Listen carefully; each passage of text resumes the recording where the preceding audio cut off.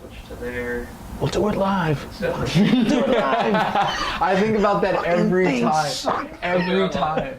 we're live. All right, here we are. All right. Hello. I'm not sure how much anyone heard, but here we are with Frank Gonzales, a Mesa painter here this evening, joining us, and we're just getting settled in. You were just about to tell us a little bit about yourself and the space, because we are here in, I guess it's not technically the kitchen, but a joined space in your home. So, I mean, take it away. Tell us a little bit. I guess the dining room. I don't know. Now makeshift studio space. Yeah, it's so creative. Yeah, we're in Mesa, Arizona. We're in what used to be my grandmother's house. I bought it in 2017, and so it's pretty cool. I mean, it's pretty nostalgic. I grew up coming to this house, you know. I mean, I grew up watching Purple Rain in that room over there, and you know, I mean, it's just awesome. And then now we have a son.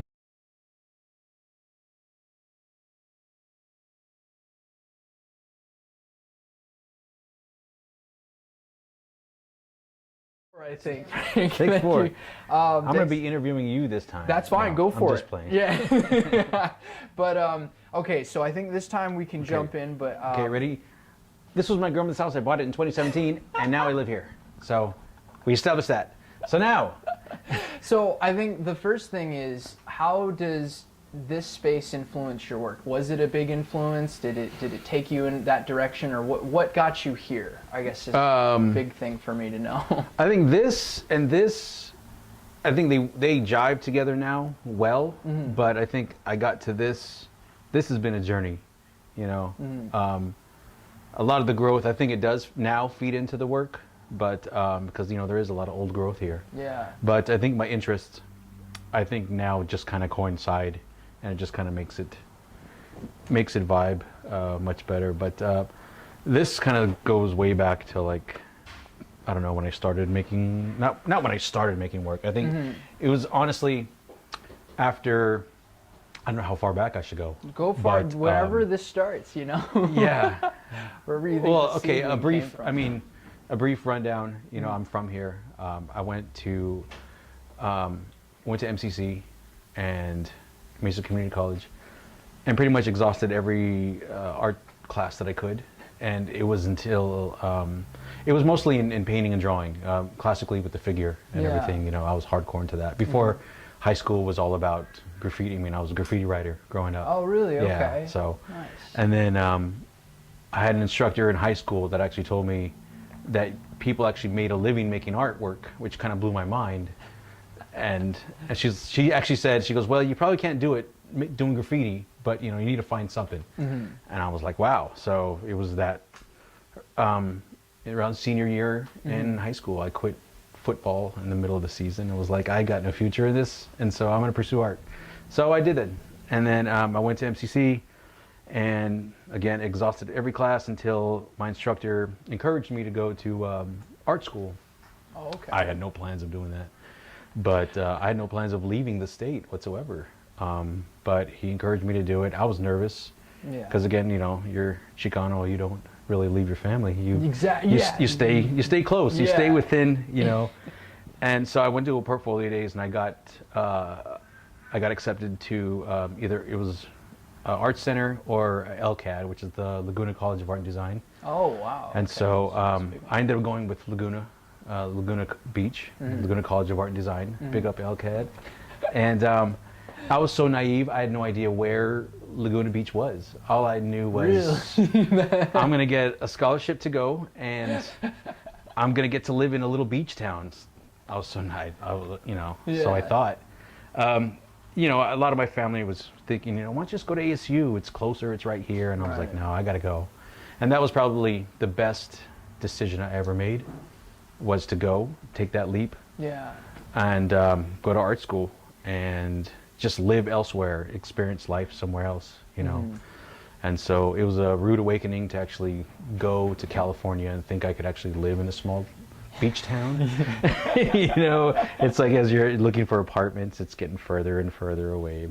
But yeah, I mean, it's been the best ride ever, You know, it seems like it. I mean, Yeah. I love, you know, the stuff I've seen of your work. So as far as like the origin of, because from how I interpret it, it seems like you have somewhat of a psychedelic mixture in with like realistic, I don't know how, I don't put necessarily titles on it, but it has like this effect to me where I feel like I'm in a hyper exaggerated space, but it's still realistic. And I'm always like, how do people like evolve into that, or where does that, you know? It's, you know, again, it's, I don't know how else to say it, but it's been a weird evolution.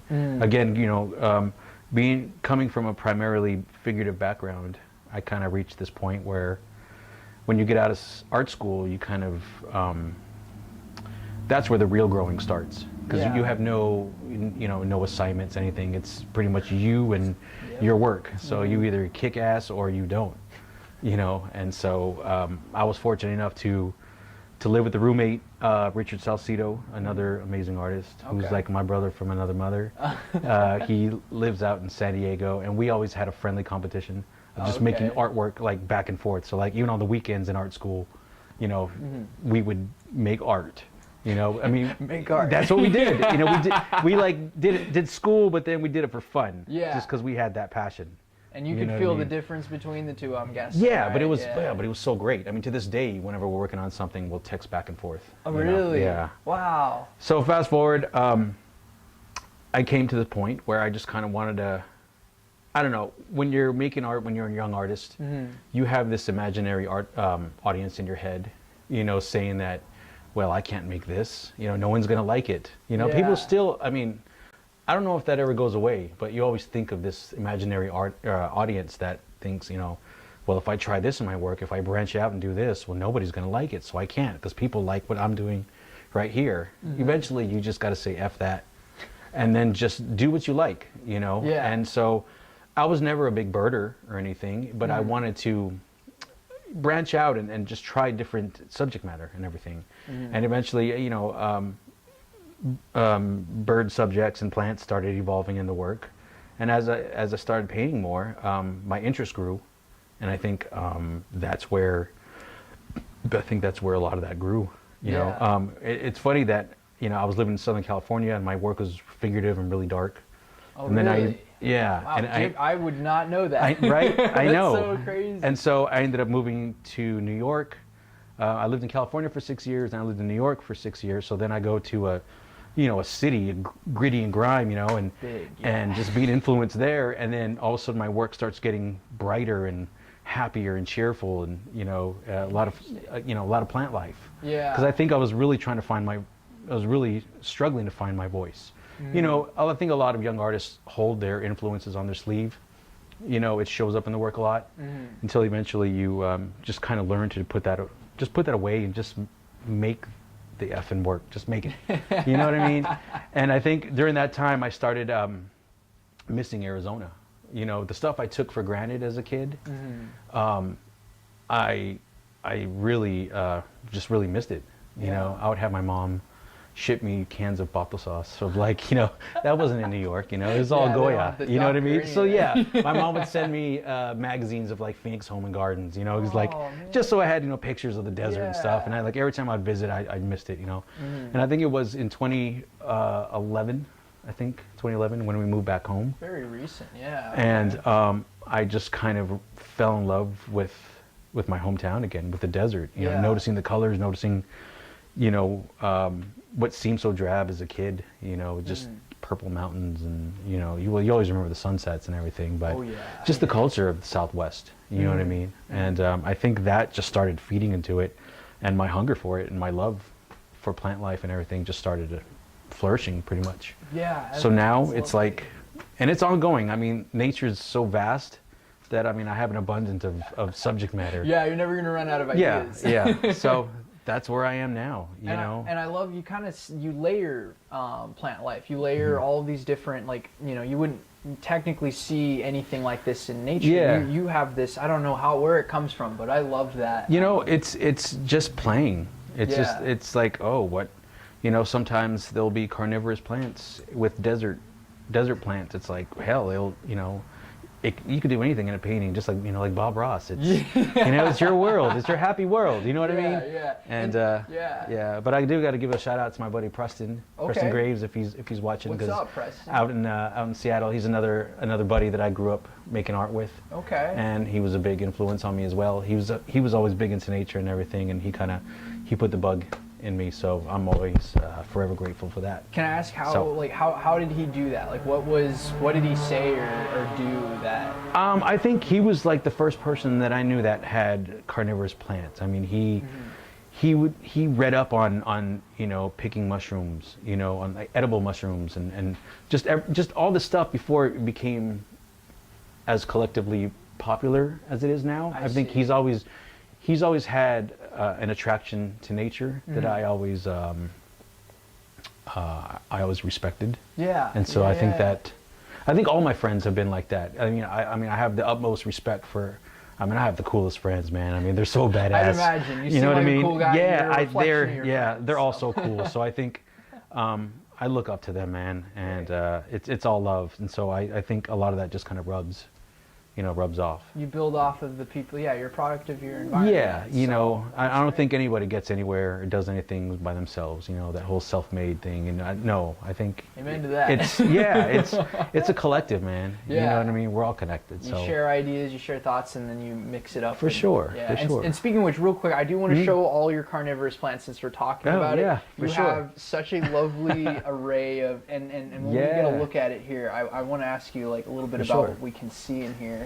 Yeah. And go for it. Yeah, let me see. I don't know if this will help to open these guys, open these cool little doors, but yeah, we've got sundews that have these really cool little sticky droplets where bugs can fall and get eaten up on there. This is a Pinguecula. It has little sticky leaves, pitcher plants, cephalotus. Yeah. But I mean, they're just so alien and just so kick-ass. They're so cool. I mean, and they thrive in the most acidic, environments. It's mainly peat moss. There's not much nutrients or anything. Yeah. They just either rainwater or RO water and stuff, and they just need a lot of light. Some plants have a dormant period, some don't. So it's been an ongoing learning lesson. Yeah, look at that. Okay, he's going in a little bit here. Yeah, so cool. I mean. Oh, there'll be like little mushrooms that will grow in there too. Really? Like,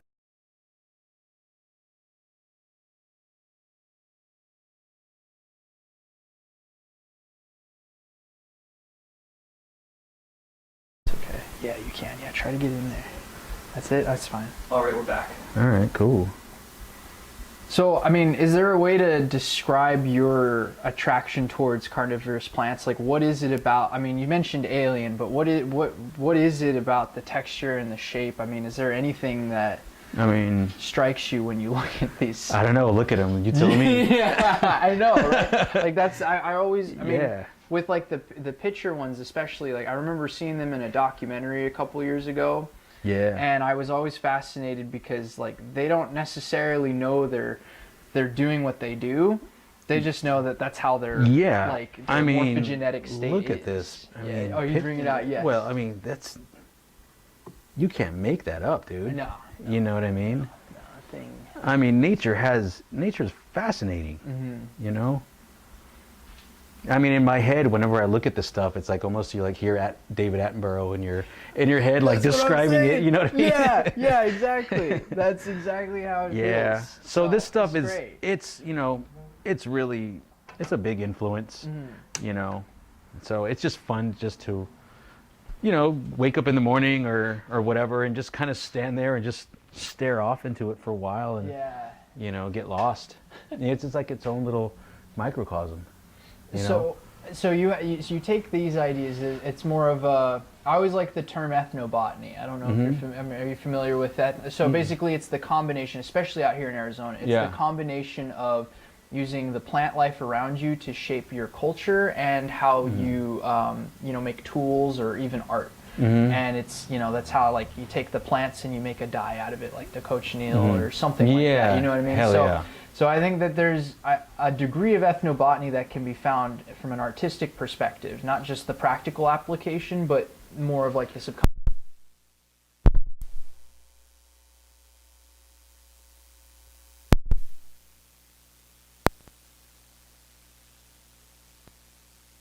stones, Yeah. flower, you Exactly. know. So I think that there's a connection there on a creative level, For sure. like with painting, and so I think it's Yeah. great that you tap into that. So you come back in 2011, and because you worked with the Mesa Contemporary Museum of Art, correct? I do currently. Currently. Yeah. So how did you get in? Did you immediately jump into that from New York, or how did that? When I come to moved be back from about? New York, I was under contract with this art rep, I guess. Like you an know. agent.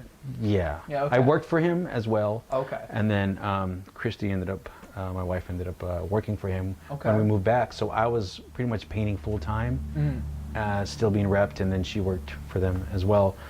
That deal went south. It was a big learning curve, you know, that whole learning the business part of that. Yeah.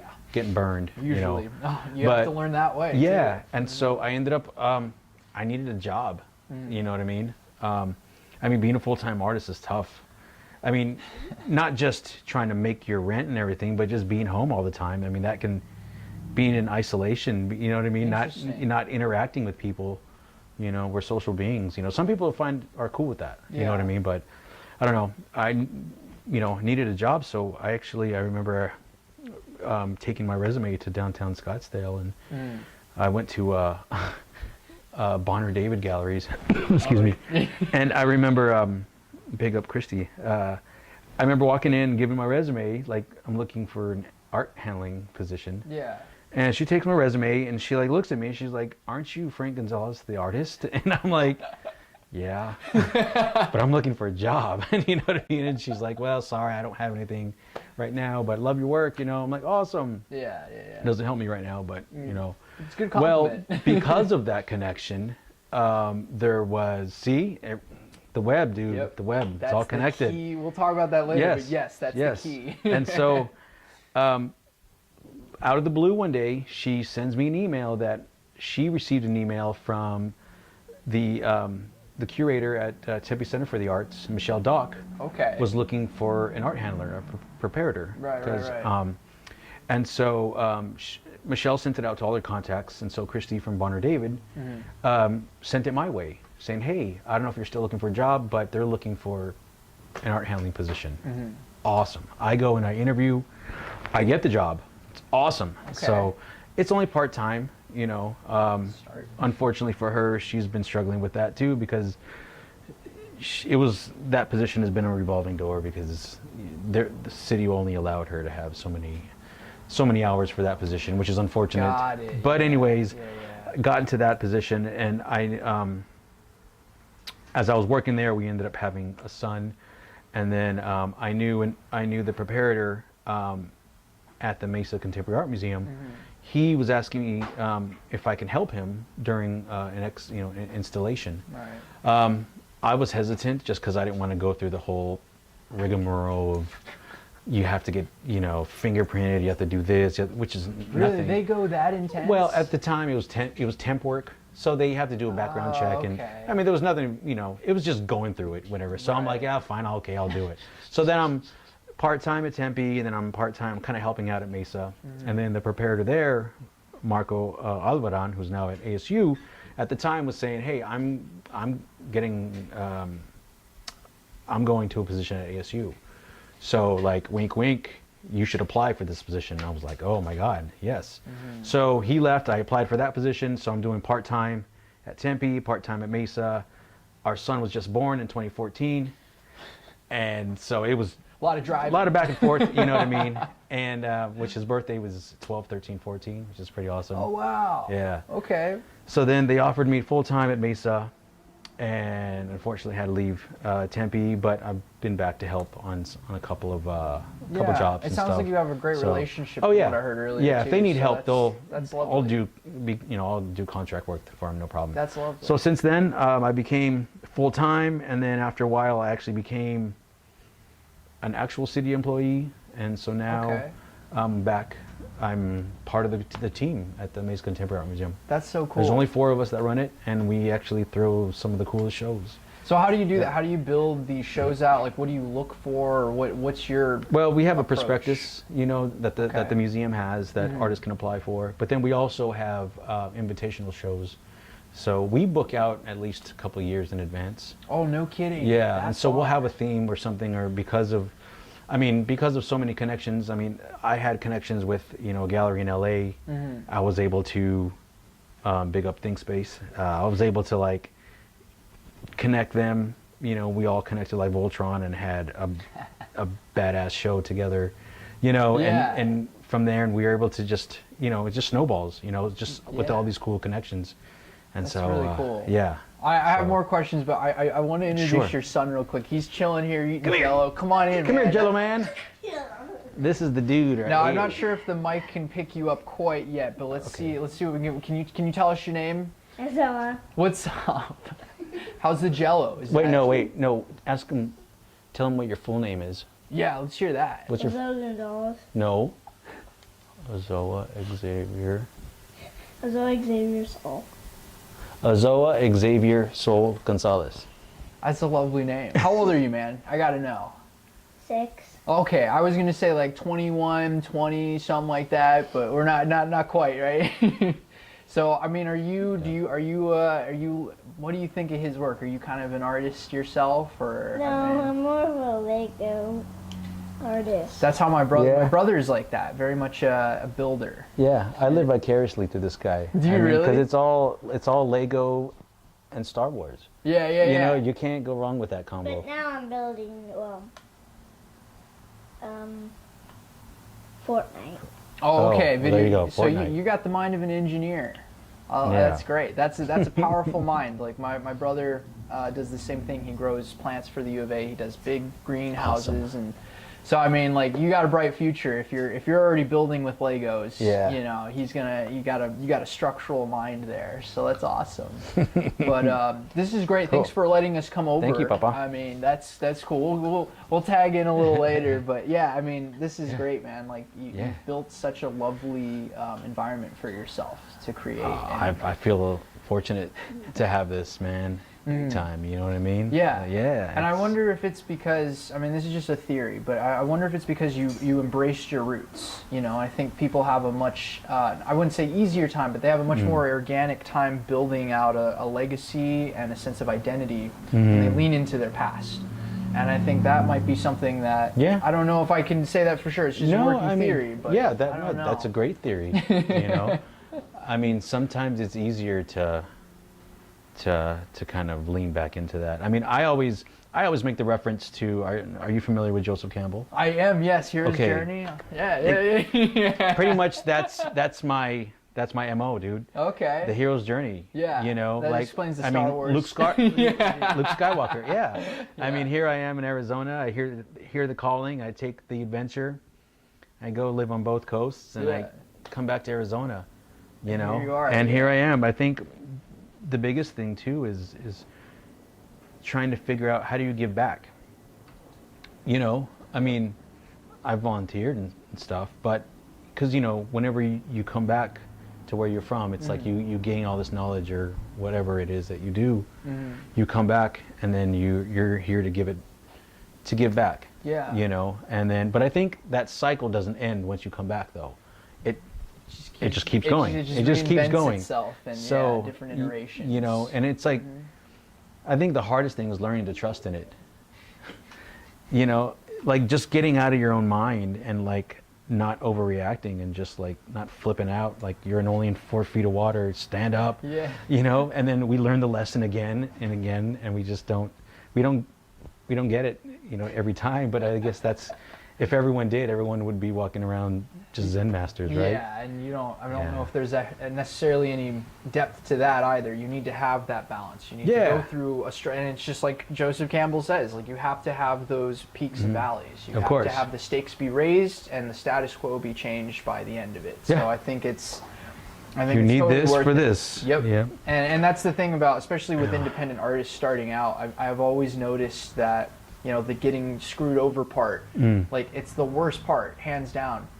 But when you get to the other side of it and you realize just how much it allowed you to change and become like aware of how you can stay creative in an environment that sometimes will abash that, you know, I think that, I don't know, I think there's a lot of value to it. Yeah. So I love that you want to come here and give back and be part of the community again, embrace your roots, you know. It's important. For sure, man. It feels good. So I'm looking over here because I'm so excited to see your, you know, you work for a little bit. And if you wouldn't mind, I want to just dive in and see you kind of, you know, work here. And we don't have to talk too much. I know you got...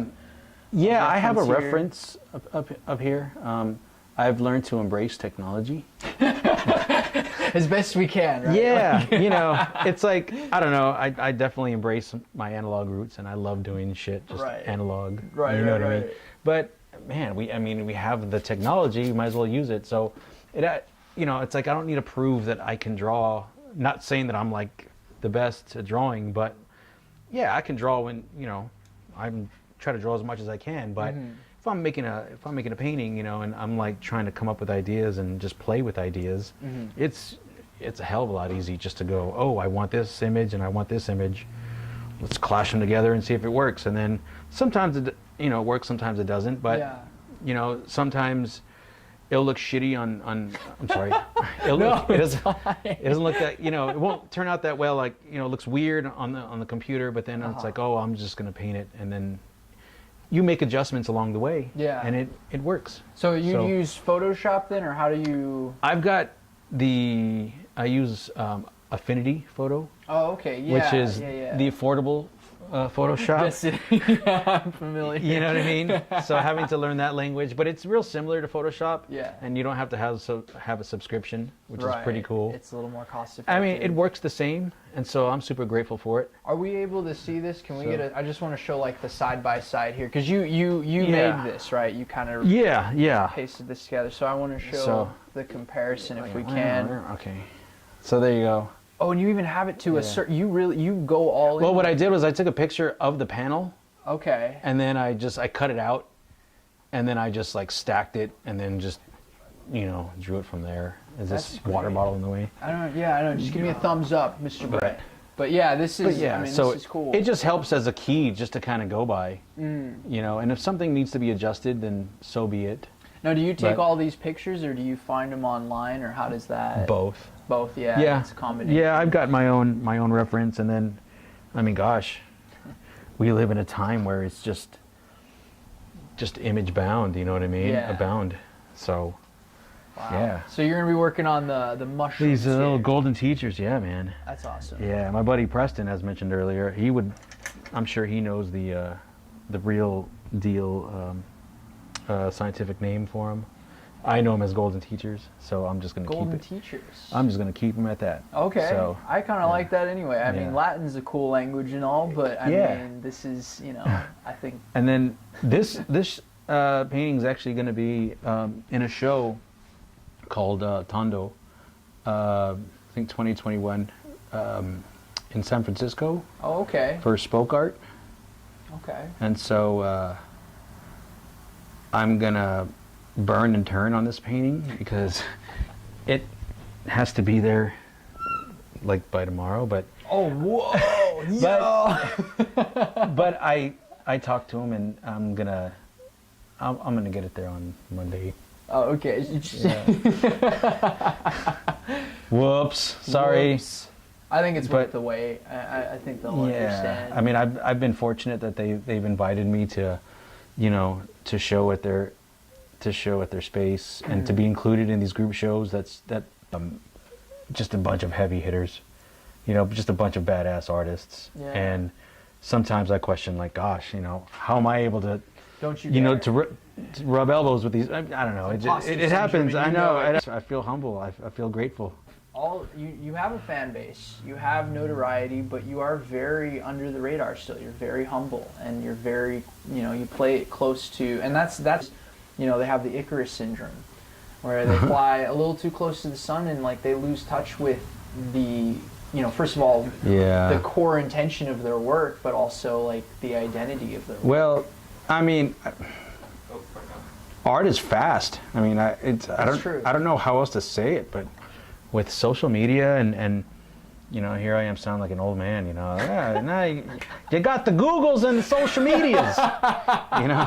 But it's true. Like, you know, I fall victim to that all the time. Of like, you just get into this scrolling thing, and you just look at like other people just kicking ass, and you're like, I can't keep up. Like, these people are so damn good, and like now I got a complex because my shit sucks, or I'm just like slow. But then eventually you kind of come to your senses and you're like, you're fine. Like it's okay. It's not a, you know, it's not a race. Life's a marathon. Like, just chill, you know, like it's amazing that we have the technology to be able to see someone's artwork in Greece. Whom that's so funny because I don't talk like that, so that's funny. You come up with artists whomsoever. Now I'm gonna start saying white and whistle. Yeah, you go in and oh, whatever. but no, man, it's just amazing that you have, you know, access to so many artists now that you would have never seen before, and like, it's mind blowing, dude. It's overwhelming. Yeah. You know, I mean, it's just. And then there's also the persona of, you know, everyone putting out their best stuff. So it looks like people are just kicking ass all the time. And you're like, you know, it's like that whole body complex, you know, unfortunately for like perfect bodies out there. It's like they're not praising, you know, what a woman actually looks like. You know what I mean? Like, or the virtues of a woman. Yeah. those are the. You know what I mean? And so like, yeah, like you can develop a complex and kind of get down on yourself, but it's like I don't know if you watch, if you've seen that show on Netflix, that stand-up of Joe Papa. I have not. I know what you're talking about, it's though. It's funny because, you know, he's got this whole thing. It's humorous, but he just says, you're fine. You're doing fine. You don't have to be killing it all the time. You know what I mean? And it's like, damn, you're right. You don't. You know what I mean? Like, you need to take time to just to be. You know, you need to make a lot of bad artwork. You need to make, you know what I mean? You need to make mistakes. You need to like, what I learned from a colleague, Laura Minardi, who took a class from Jennifer Pochinski. You know, she's like, you don't go to the studio to like just, you know, to pump out a hit or to pump out a masterpiece every time. Right. You know, you're there to fail and to experiment and, you know, and allow yourself to do that. You know, it's like there's an amazing portrait. I don't know if you'd say portrait painter, but yeah, I guess so. Catherine Kehoe, and like she does these amazing like 6x6 or 8x8 paintings, and they're wonderful. But you know, she'll spend this time on these paintings, and then she'll just by the end of the session, she'll just scrape them back down. Like, nope. You know what I mean? Yeah, you know, if it's not working, it's not working. That's it. You know, and I think that mentality, that being okay with that, you know, that learning and to just let things be, or just to trust in the process. Well, yeah, and I mean, because that's what I want to say. Trust in the process. And I think that's great because, yeah, sometimes it's intimidating to just throw something away after you've spent time and effort, and you're like, oh man, and sometimes it takes a lot of courage. It's just like, you know, in screenwriting, the whole idea is sometimes you got to kill your babies, like in the process. I know that's kind of dark, and I don't mean that. Or what's the term? You got to fall on your sword. Fall on your sword. Yeah, I like that. I love that. Yeah, that's it's badass. the exact same kind of idea. You have to be able to take a hit and the things that you love. Sometimes it has to be something you surrender to, and because it creates something even greater. The next time around. Otherwise, what's the use of doing it, right? Yeah, exactly. You know, as my buddy Brent Bond always said, you know, it's like if it was easy, then what's the use of doing it? You know, then everybody would be doing it. Yeah, and you know, then it would be monotonous. So it's like, but like now, it's like things are just so are so based on likes. You know, that it's like that things are just based on you like that. Cheeky. Cheeky indeed. But things are based on likes where that can actually hinder you. Yep. Well, it's like praise can hinder you as much as criticism. It could almost be worse. I think so. We keep talking about social media, and I think that there is a duality to it. And again, like I'm not downing on social media. Right. It's amazing. We all play the game. I love it. It's a time suck and a half. You know what I mean? But it's funny to be aware of it. And still be like, still at the end of the day, be brain dead. You're just like, yep, I should be getting off this. Yep. Nope. Any second now. Yeah. Yeah. And it's interesting because you have more of an insight than I do on this, because there was probably a time in your life where that wasn't like always. What are you saying, Sean? Yeah. Well, but I kind of envy you for that. Yeah. What are you saying there, kid? Yeah. What do you call me, Gramps? I remember rotary phones too. Who the hell is that? Yeah. Whose voice is that? It's Jeez. like but no, W.C. Fields. Yeah. I think you're doing a W.C. Fields thing there. But no, it's true though. It's cool though. I know life pre and post internet. Exactly. I envy that. Seriously. Yeah. It's wild to think. We know digital and analog. Yeah. You know what I mean? So you see the pros and cons of both sides. Yeah. For sure. That's for sure. Yeah. Yeah. Just leave it at that, I guess, because that's just.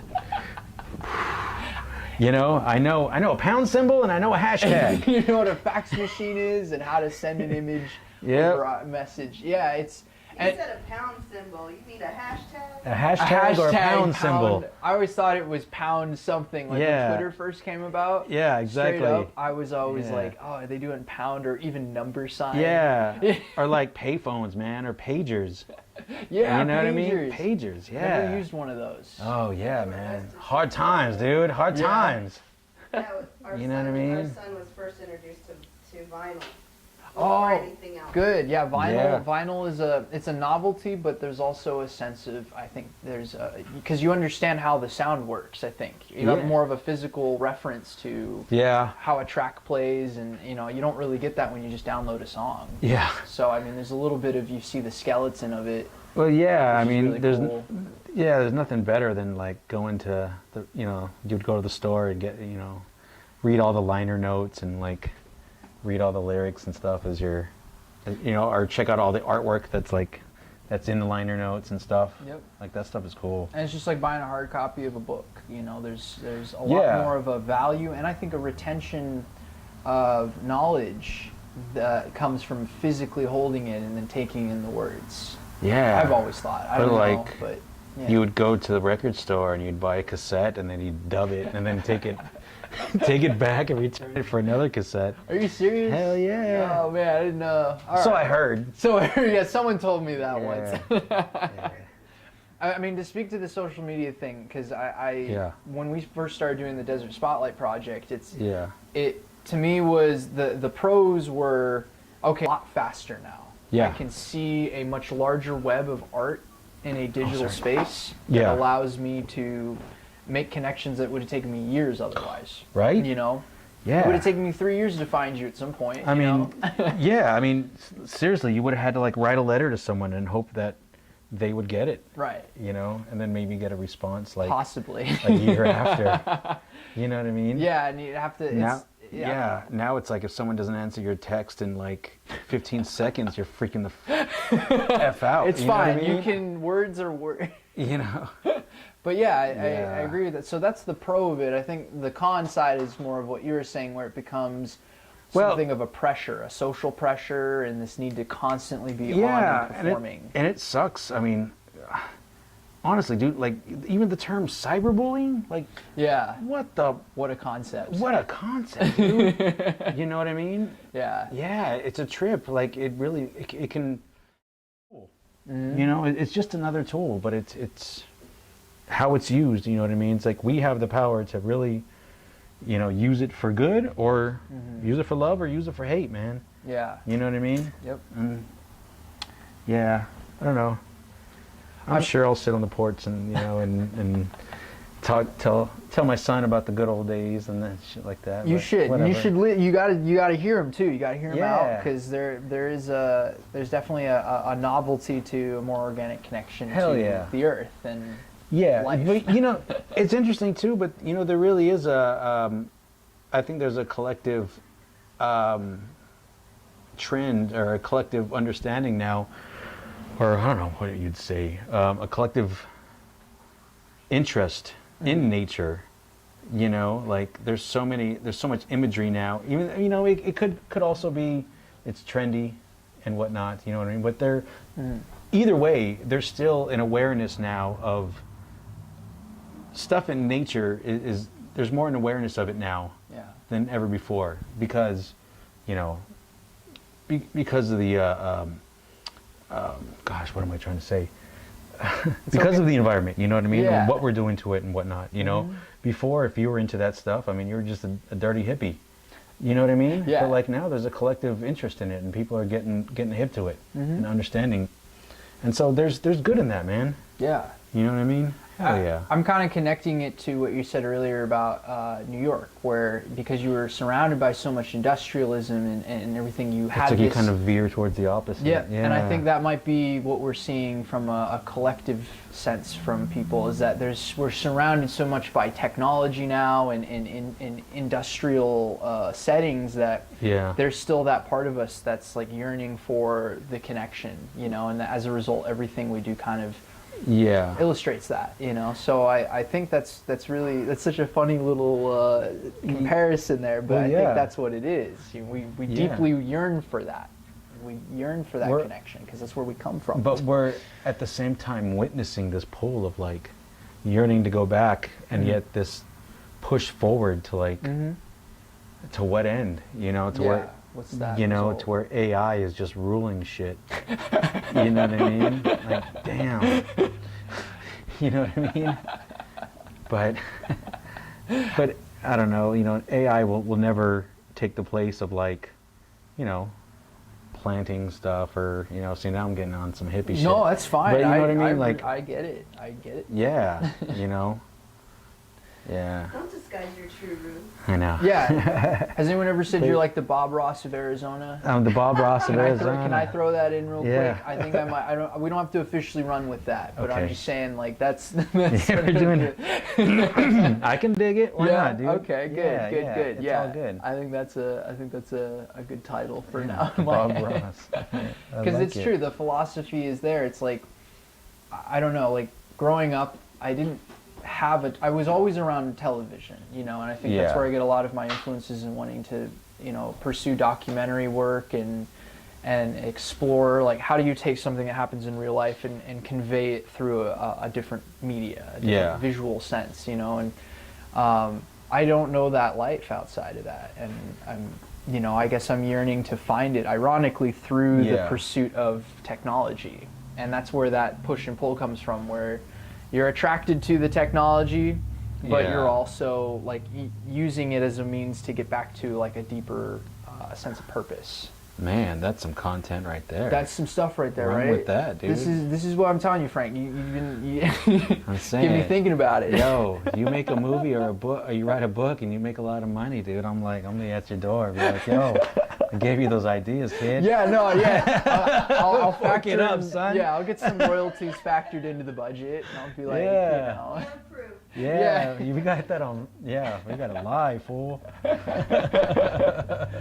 No, but it's interesting because I mean, you grew up in life with internet.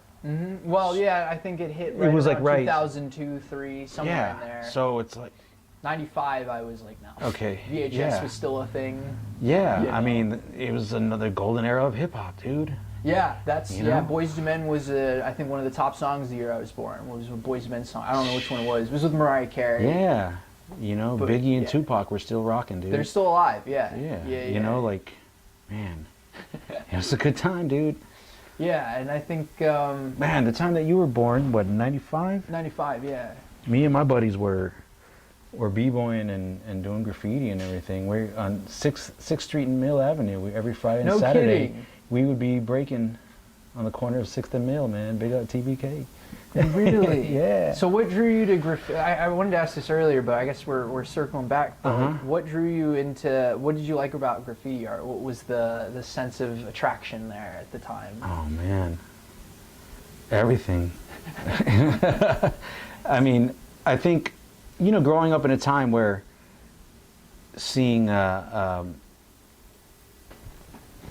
all the movement of hip hop was making its way across across the globe, Right. and so of course we were a little late and whatnot, but we would see it on Beach Street and Breakin', but then, or like in the neighborhood seeing cholo writing or gang writing, Yeah. like, oh man, like these letters are cool, but then when you see it in movies, and then I remember in our community, by our community center, there was some writers that did some graffiti, like just all of a sudden, like overnight, like excuse me, No. like you would see, there was nothing there on these walls, and then the next morning, like they were just bombed, like, Yeah. but with like letters, you know what I mean?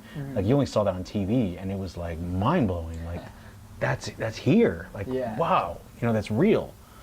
And come to find out, like I'm actually friends with one of those dudes who's a long time writer of the area.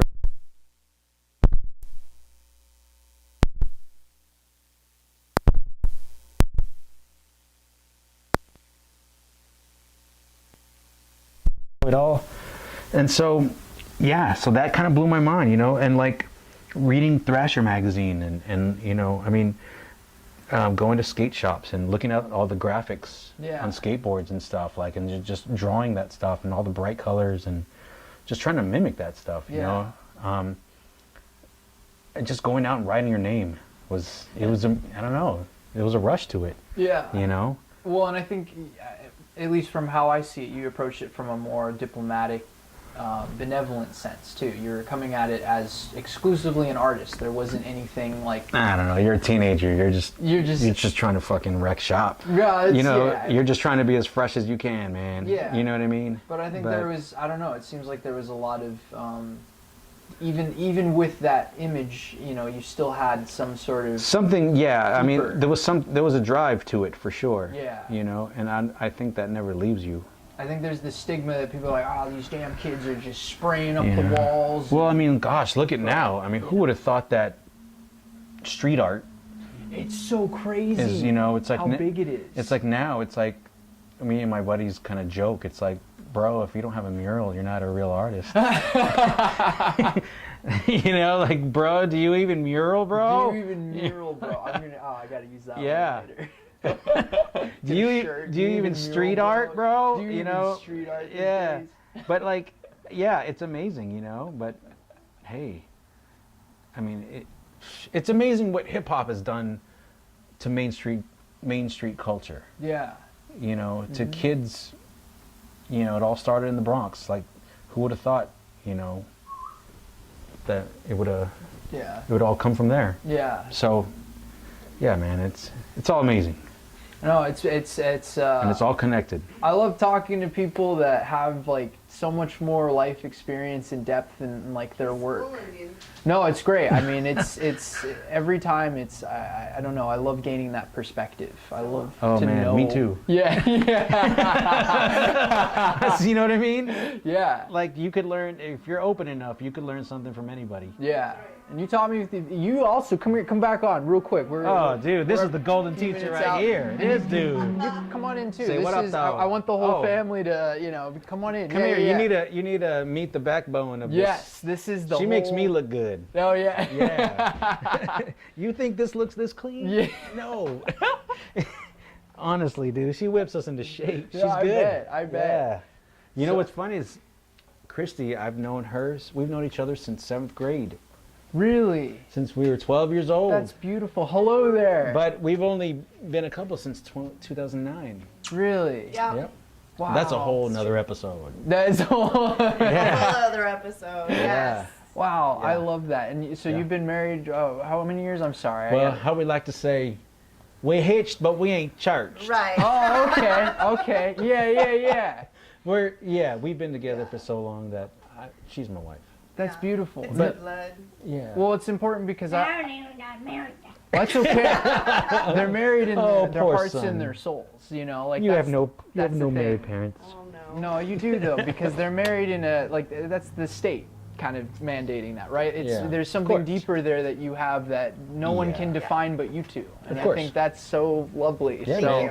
I mean, this Yeah. has been such an honor to come here tonight. The honor's and to been meet all of all you. mine, and- dude. Yeah, it's been great. Thanks for Yeah. having us. Yeah, of Yeah, for course. sure. And like, I definitely want to keep exploring, like, working with you guys and Yeah. seeing, what kind of pieces that you come. And I want to see what you do later on. Yes, You're going to be his building Lego stuff. creations. You're going to be bud. building stuff, Yeah, aren't for you? sure. Yeah. Yeah. How much time we got here, Pat? What do we got?